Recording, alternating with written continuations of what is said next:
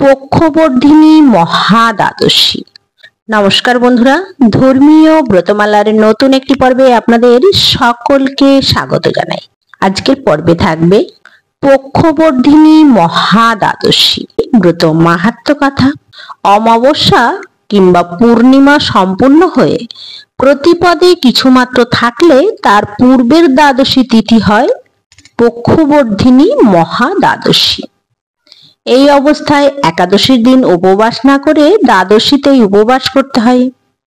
অনন্ত কলুষ বিনাশকারী এই দ্বাদশী পরিত্যাগকারিণীকে বহু বছর নরকে বাস করতে হয়।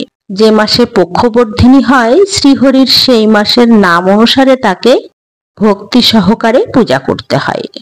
তাই বলা হয়, হে জগন্নাথ, আপনি এই সংসার সমুদ্রের নৌকা স্বরূপ, পাপরূপ তৃণের জন্য মহা অনল, নরক অগ্নির প্রশমনকারী, জন্ম মৃত্যু জরা ব্যাধির মোচনকারী। তাই ভবসাগরে পতিত আমাকে আপনি কৃপা করে উদ্ধার করুন। হে পদ্মনাভ, আমার নিবেদিত এই অর্ঘ্য গ্রহণ করুন। আপনাকে আমি প্রণাম জানাই। এইভাবে শ্রীহরিকে অর্ঘ্য নিবেদন করে নৈবেদ্য ও সুস্বাদু ফলমূল অর্পণ করে পূজা করতে হয়। নিজ সামর্থ্য মতো যত্ন সহকারে শ্রীহরির গুণকীর্তন, রাত্রি জাগরণের মাধ্যমে এই ব্রত পালন করতে হয়। এই ব্রত পালনে 10,000 অশ্বমেধ যজ্ঞের ফল লাভ হয়ে থাকে। উন্নলিনী, ব্যঞ্জলি, ত্রিস্পর্শা, পক্ষবর্ধিনী, জয়া, বিজয়া, জয়ন্তী ও পাপনাশিনী, এই 8টি দ্বাদশী পরম পবিত্র এবং সর্বপাপ হারিণী। এর মধ্যে 4টি দ্বাদশী তিথিযোগে এবং অবশিষ্ট 4টি নক্ষত্রযোগে আবির্ভূত হয়। এই সকল দ্বাদশী সর্বপাপ বিনাশ করে। ধর্মস্বরূপ সাক্ষাৎ শ্রীহরির এই একাদশী রূপে বিরাজ করে। ব্যঞ্জলি ও উন্মূলনী ব্রত তার শরীরের মতো বলা হয়। পদ্মপুরাণ ও মার্কণ্ড পুরাণে বলা হয়েছে, যারা এই দ্বাদশী ব্রতের অনুষ্ঠান করে না, দেহান্তে তারা যমপুরীতে বাস করে। তাই আত্মকল্যাণ লাভের জন্য প্রত্যেকের কর্তব্য একাদশী তথা মহাদ্বাদশী তিথিগুলো যত্ন সহকারে পালন করা। এর ফলে অবাঞ্ছিত দুঃখ দুর্দশা থেকে পরিত্রাণ ও আন্তরিক মঙ্গল লাভ হয়।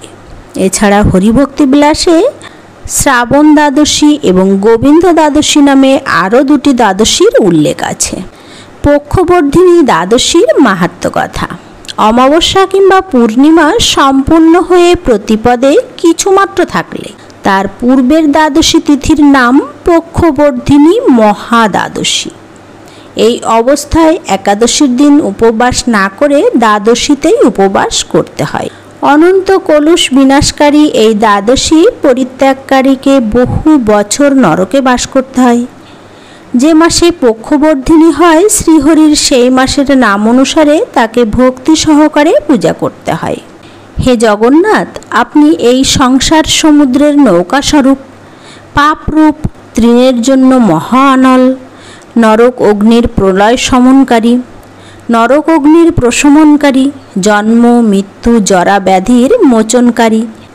তাই এই ভবসাগরে পতিত আমাকে আপনি উদ্ধার করুন, কৃপা করুন। হে পদ্মনাভ, আমার নিবেদিত এই অর্ঘ্য গ্রহণ করুন। আপনাকে আমি প্রণাম জানাই। এইভাবে শ্রীহরিকে অর্ঘ্য নিবেদন করে নৈবেদ্য ও সুস্বাদু ফলমূল অর্পণ করতে হবে। নিজ সামর্থ্য মতো যত্ন সহকারে শ্রীহরির গুণকীর্তন ও রাত্রি জাগরণে এই ব্রত পালন করতে হয়। এই ব্রত পালনে 10,000 অশ্বমেধ যজ্ঞের ফল লাভ হয়ে থাকে। হরে কৃষ্ণ।